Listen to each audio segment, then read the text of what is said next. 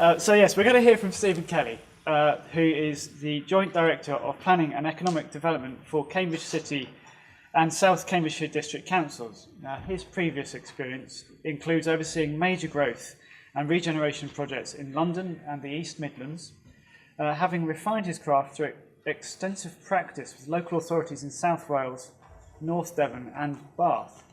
And in his role as Joint Director, Stephen's current challenges centre on enabling sustainable housing and economic growth in the Cambridge City region, which covers some 350 square miles. No mean feat. And this area is experiencing unprecedented economic growth and demand for new homes. And as we've heard from this morning, balancing growth with quality is obviously a key concern. And I'm sure Stephen has all the answers for us. Thank you, Tom. I'd probably suggest I haven't got all of the answers. I also need to, because my portfolio holder is sitting in the audience, just say these are personal views and not those of South Cambs District Council. But I thought it would be helpful. We've heard a lot this morning around the kind of framework for developing quality outcomes in places.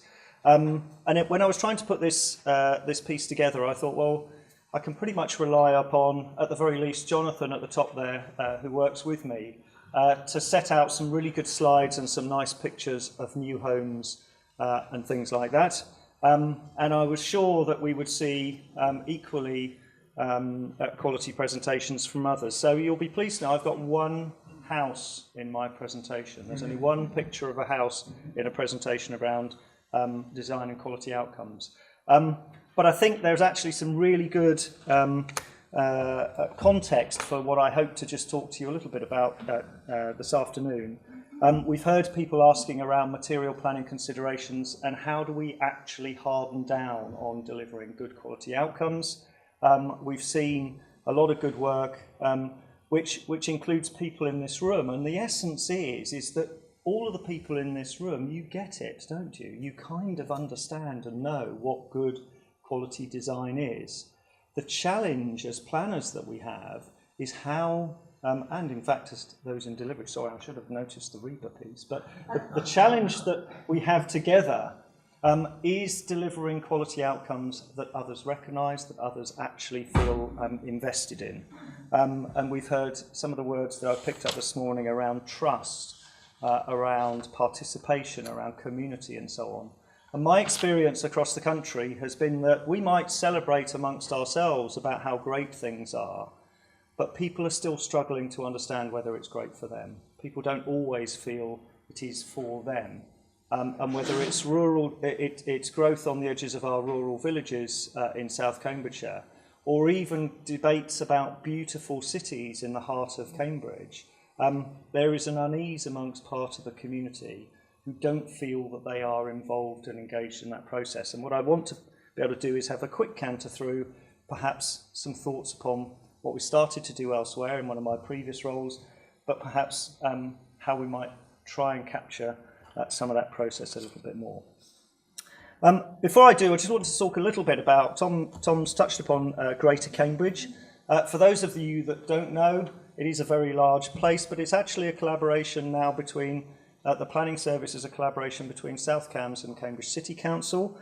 It allows us to plan on a city-region basis because it is a extraordinarily vibrant economy that we have. It's also got issues of inequality to do with house price and affordability. It's got very low unemployment. It's got huge pressures for economic growth, not only from the development sector, but actually from the academic sector as well, and the relative spin-outs from it.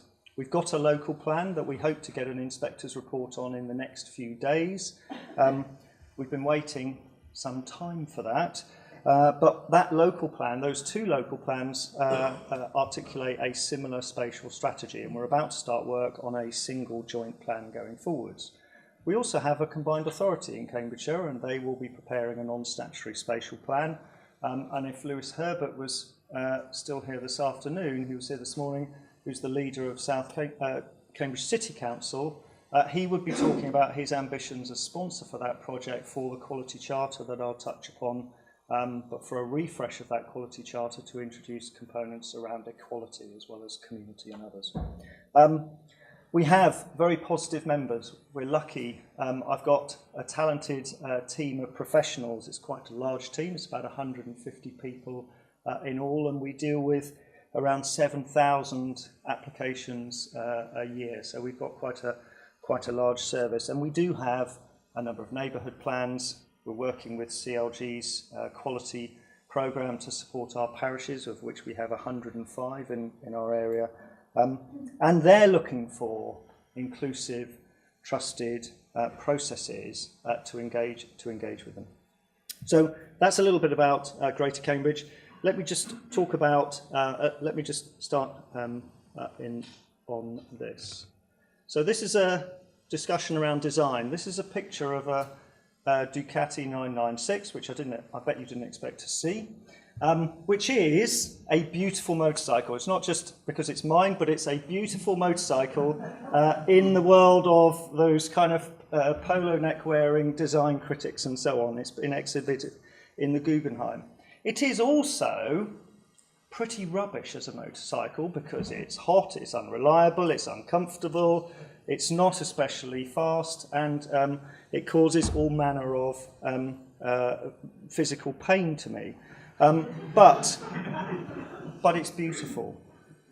And of course, it's an example of it.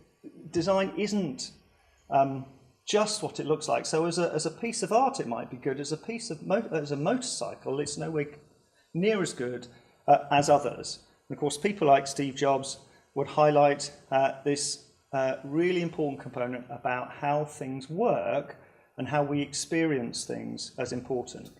And the reason it's important is I googled this, so I know it's a Persimmon house. It's probably called Winchester or something like that, and it's probably sitting in Oxford or somewhere like that. But actually, you would all look at this and go, well, it's not a very nice house, is it? And it's certainly not a patch in terms of the quality of what has been talked about this morning.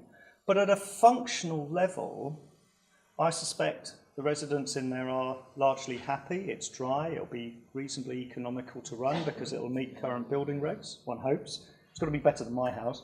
And as a place, as a kind of machine for living, it's probably not that far away. It's just not contributing much to the place. So it comes to this balance of form and function. And the important point is everybody in this room is involved in a process in which we decide that balance. And I think some of what I've heard this morning is people saying, where's the community in that space? And I think that the examples given from Belle Phillips about the work that's been done with individuals and communities is an important point about how we might want to take things going forwards. Because the truth is, whether it's the Essex Design Guide, By Design from Cave and so on, which have been out for a very long time, we know what good design is. The challenge is how does everyone get behind delivering it? So we've determined through the planning system that the planning process will answer what's right from wrong in this space, what's acceptable and what's not acceptable. But of course, that discussion around what is right and wrong needs to take place against some form of framed policy. And the NPPF makes clear that that's the job of planning authorities and it's the job of local plans to do that or policy frameworks to try and be clear. Now, I've worked in a number of different local planning authorities, and the design policy pretty much of every single local plan says pretty much exactly the same thing. And the issue is not, have we got policies in our plans? Even the NPPF will helpfully give you a definition of what they consider your design policies should say. So the question is not, do we know what good design looks like? Do we have a policy that describes it, that we can assess things against? The real question the real challenge in my experience is how do we get everyone to engage with the assessment of whether the proposals meet these things?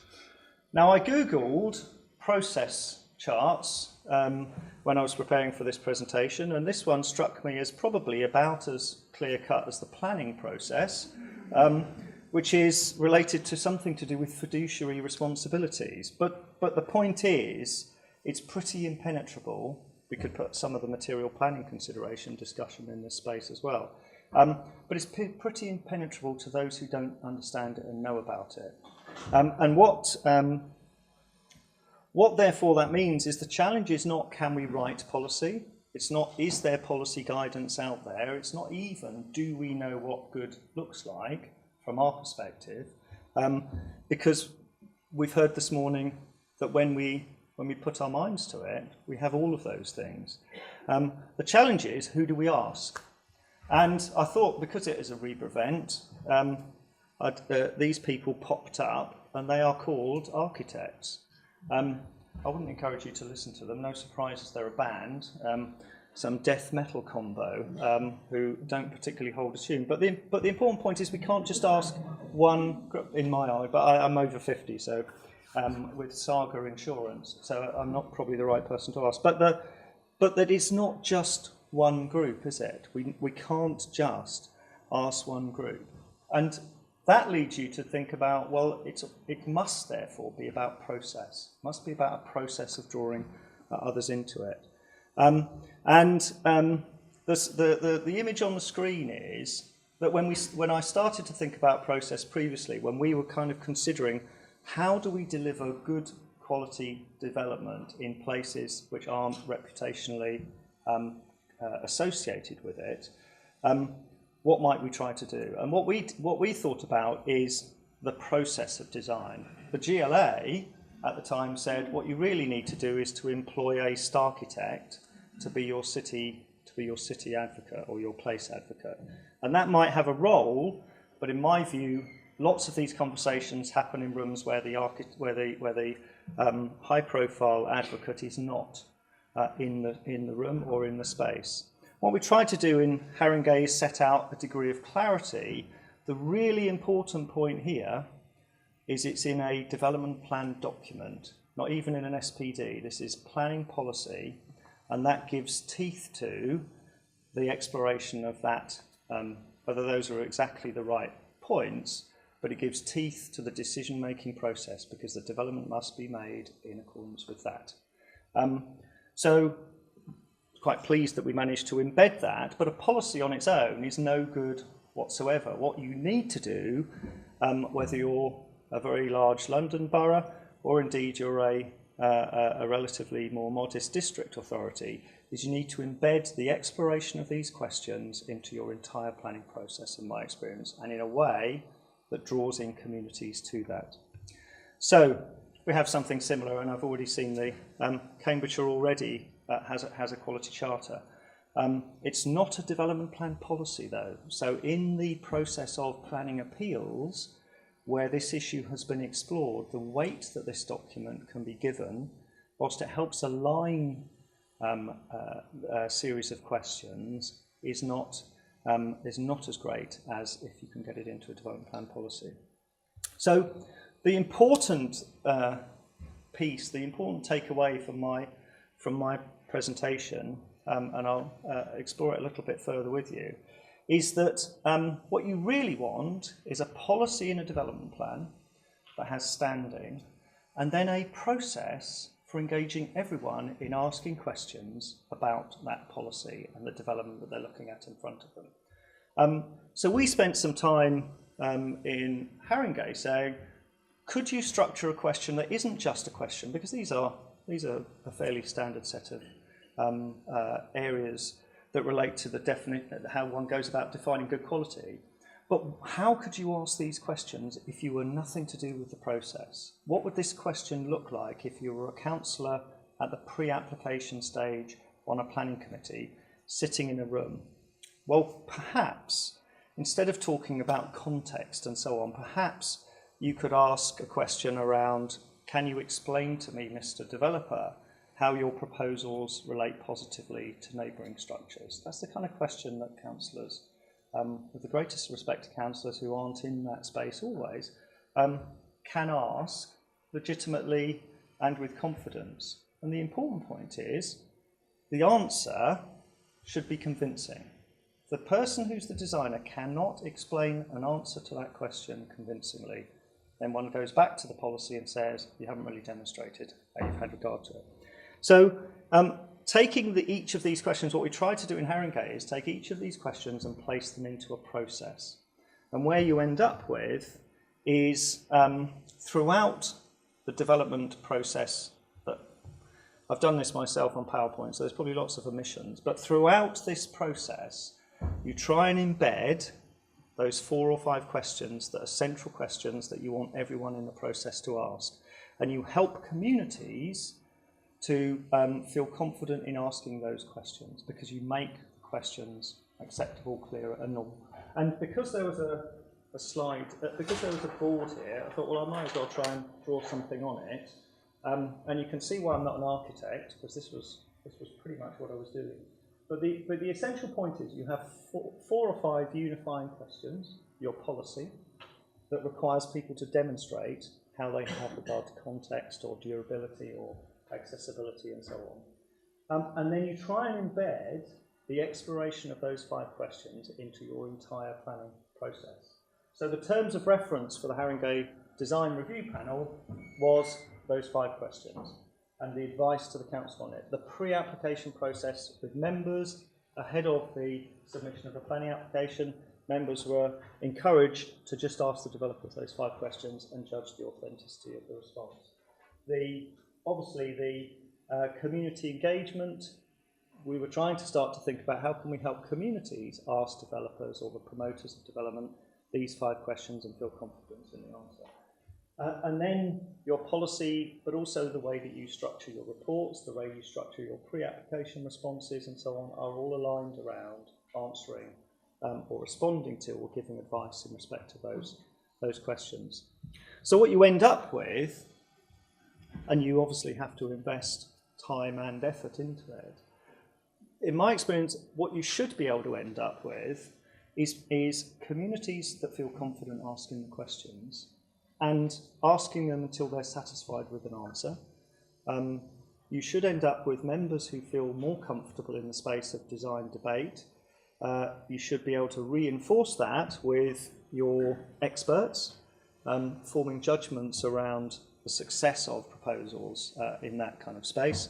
And you should have a process that both celebrates it, but also a process in which the development industry can see the rigour and the extent to which proposals that come forward in your district or in your area are engaging with really important principles of design. So that's, in a sense, that's the only proposition I've got for you today, because others have talked about, obviously, other components of delivery.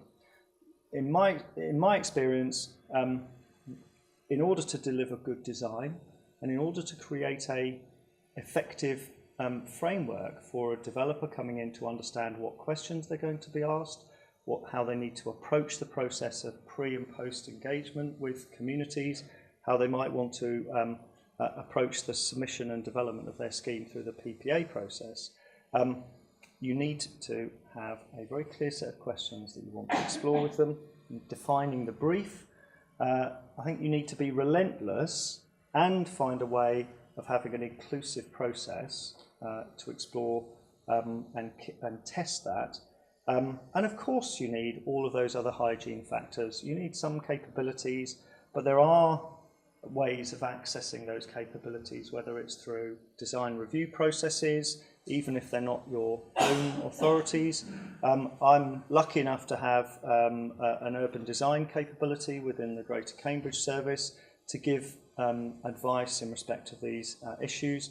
You obviously need to come back and explore the finished outcome. And Jonathan's obviously going to talk after this about just such a project where that process of review and assessment with actually a number of people who've now been around this site has been quite positive. That's it. I think the questions though are to follow Jonathan. Is that right, Tom? Or are you happy for me to field questions? If there are any questions, okay. right now. Whilst I think your presentation was both clear and convincing, the one item which it doesn't allow for is a non-conformist solution. And in that, I mean, you couldn't build a Gothic cathedral within your constraints, because the people would say it didn't relate to the existing pattern of settlement. I wonder if you have a mechanism for allowing something that departs from what you call the 5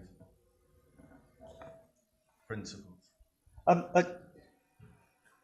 Okay, there's two answers. Don't take those two literally. Obviously, I'm not in Haringey anymore. We're in Cambridgeshire. But I think I do think it should. The process of exploring the right design outcomes, of kind of determining the brief, in my experience, comes from finding ways of helping people to positively engage in the dialogue around it. So, points around density, or you could obviously respond to the context. You don't have to. The discussion is, should we mirror it or should we not mirror it? And one of the things that I think communities maybe struggle with, I'd be really interested in others' thoughts around this, is what generally happens is a developer rocks up to a public consultation in a village hall or in a city hall, and I don't say they bamboozle it, because they do their best to try and, but they then express within a red line plan a proposal. Here is what we're doing, and by and large, a proportion of communities will struggle to see or understand maps and elevations and so on. But what they don't do is talk about the place. And talking about the wider place and the wider context should allow a discussion around what's the right response and what are the choices that sit within it.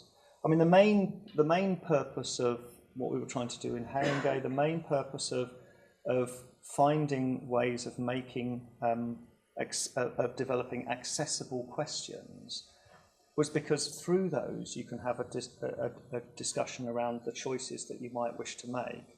And lots of communities and lots of halls that I've stood in, people go, well, I don't really understand all of this. I'm just worried about the infrastructure, or the roof tiles are the wrong colour and so on.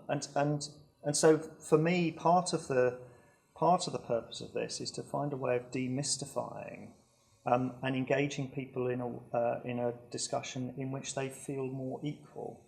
Because at the moment it feels to me, we're a group of experts, we talk in jargon whether we like it or not, and we carry with us a load of baggage when we walk into rooms with communities. And I think that inequity, what I've been trying to outline is, how can we make that feel like a more equal conversation? Because if we were both talking about football or something like that, there would be no baggage in it, and development and design doesn't seem to create that equality of dialogue, and yet there are some really important principles that you'd want to talk to people about if you could find that way. So I don't think it excludes it. It certainly didn't in Haringey. We had some very tall buildings, but it's about trying to find the right way of making the dialogue happen that is less intimidating and less exclusive. Picking up on that equality issue, and more sort of is your role of the greater planning for Cambridge, South Cambs and economic development. We heard some really good examples this morning from Thurrock about how they're working to resolve sort of affordability issues and promoting good quality design. I wonder what role you think South Cambs and Cambridge can play in trying to resolve the affordability issues in terms of delivering sites themselves, and also picking up on the accessibility of good design. In Cambridge itself, I think there's been something like 60 RIBA award-winning projects in the last 60 years, 70% of which have in university-led projects, which are very private. So I think we've got there's a wider issue across South Cambridgeshire, or North Cambridgeshire as well, with the Combined Authority, where the accessibility of good quality design, whether the RIBA awards is a good metric that or not, is questionable. That needs to be resolved. So what lessons can you learn from people like Thurrock to apply to improve especially with the affordability issue in Cambridge? So the affordability issue in Cambridge is complex because it's driven by a multiplicity of housing markets. The council is already, South Cambs has its own affordable house building programme, 100% affordable, using HRA funds, which I think is, I'm assuming, what Thurrock are doing, is that right? With lifting the borrowing cap and so on. So we have a bit of a programme, so I don't think it's as well developed as Thurrock's. The City Council has a £70 million city deal, combined authority funded project for delivering affordable housing. And it's also developing its own sites like Mill Road Depot to give a high proportion, I think it's 50% at social rent levels. So it is that both authorities are trying to address affordability in terms of what might be called, conventional social rent affordable housing. But actually the market in Cambridge is more complex, because what you have is a global population coming in and taking property from local people, effectively, with few other housing choices. So, for example, the city and the university, to be fair, and the Northwest Cambridge, the Eddington complex, highlights the council, the planning authority, adopted a unconventional approach in which postdocs and students almost exclusively occupy that Northwest Cambridge development, on the premise that what you do is you reduce competition for other open market housing to improve the housing choices and reduce inflation. We're also now, through our updated housing strategy, looking to explore how we can be far more sophisticated in the types of homes for whom and over what duration. So we're now exploring actively what role PRS can play for institutional investors in the right places. It's not a panacea for everywhere. We've got a project looking at key worker housing in the public sector. So because Cambridge is actually a very small city, it's only 120, 130,000, and it's contained by a greenbelt. Actually, the villages around it have also had an awful lot of pressure. They also have an awful lot of growth.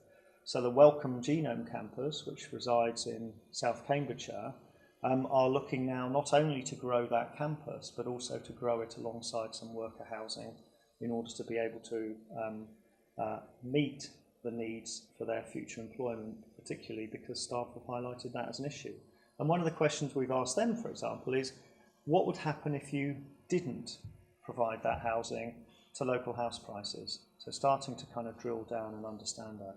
Because I suspect going forwards in places of high demand like Cambridge or Greater Cambridge, finding solutions to housing affordability issues will be more complex, because it's about affordable for whom, and we need to try and make sure that we don't forget the kind of employed who can't access social rented houses easily, as well as making sure that the kind of economic powerhouses are also able, their employees are able to come to the place without impacting adversely. So it's a lot more, I think it's got a lot more sophisticated, but we are really trying to think about how that will translate through to the next local plan. Tom? Thanks very much, Stephen. You've set out a clear tool to enable communities to be able to question the design process, and for lay council members and planning officers to be able to assess design in sort of understandable terms. What tip or lesson would you have for architects who are coming to the table in terms of how to make their designs more accessible, perhaps, or how to approach this process, assuming, say, this was rolled out in the Cambridgeshire area? What we were trying to do is to make it absolutely clear by, in a sense, restating and restating a set of simple questions, effectively the exam question for anyone looking to come through the door with a planning application. Because that seems to me, the number of conversations that I've had in different local planning authorities where people have said, we're not quite clear what it is that you want. And what you end up with is conversations that we had a meeting with Barrett Homes, but it could have been anyone, in which they were in a public meeting with the community talking about a not very welcome scheme, because it was a 5-year, it was a exception site because of 5-year land supply.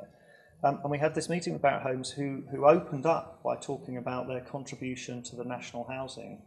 So we're here to deliver homes to contribute to the national housing shortage, which went down like a lead balloon, it's fair to say, because the community don't care about the national housing. What they're really interested in is, what are you going to do to help intergenerational sustainability in my village? Are there any bungalows that my under-occupying parents can move out of so that I can get into the family home? What are the community infrastructure facilities that either you will directly or indirectly help sustain? And so, accidentally, I suspect, hostility and barriers rise between developers and communities because there isn't a way of describing the offer that the development industry brings. We've got settlements. Our leader in South Cambs is concerned, rightly, because we have settlements in South Cambridgeshire where the average age in the village is over 60. That isn't good. That isn't going to create sustainable communities for the long term. And so development in that context, and it comes back to designing the brief, and actually the point from the gentleman earlier about what do you do to improve affordability. The various pieces that you might want to put together, even to allow rural exception sites, for example, which South Cambridgeshire has done a lot of, to promote affordability. Those are really important conversations that need to happen. And what you really don't want is Barratt's or Blaw's or anyone else turning what is something really important to one group, to the community, into a national agenda item. And you want to help those developers. If they're going to be asked those kind of questions, then the pre-app process with officers can be a question about, here is the question, what's your response to that question? Because if you're going to take that out to the community, perhaps you might adjust what your perception of what your contribution is to be different. Is there a reason why there's 5 questions? It's 5 in Haringey, it could be 4, there's 4 in Cambridge. Could they not be the development plan policy? So why does there have to be like a policy and then you kind of like rewrite it? Is that because you wouldn't be allowed to get that wording through an examination?